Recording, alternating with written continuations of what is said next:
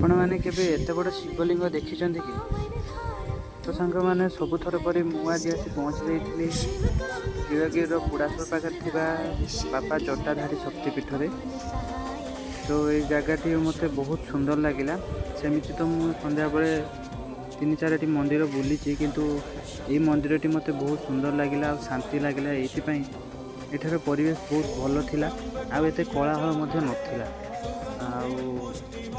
जो मैंने ये लोकेशन आसी गोटे वीडियो को लाइक करेंगे आज मैंने आसी ना अनुरोध करी कि गोटे शेयर करेंगे कहीं समस्ते जानिया दरकार कि बालेश्वर में भाया लोकेशन रही। मत तो जगह बहुत भल लगिला से आपण मान सहित शेयर करुँची। आपण मैंने आसतु केतवे फांका समय शक्तिपीठर महत्व जानतु बुझंतु आ निश्चय भल लगे। वीडियो जदि भल लगता है गोटे लाइक करें।